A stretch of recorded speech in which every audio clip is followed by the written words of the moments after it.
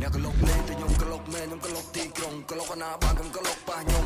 អត់ពួកខ្ញុំលឲ្យទៅមុនអ្នកដេកឈឺខ្លួនពីគេធំវ៉ាសុំខ្ញុំរកមកដំរីយល់ជើងគ្រាខ្ញុំសុទ្ធតែអ្នកព្រោះភ្លើងរកលុយយកទៅទិញកម្មភ្លើងអ្នកដើរឆ្វេងឆ្វាអ្នកក្លុកលេ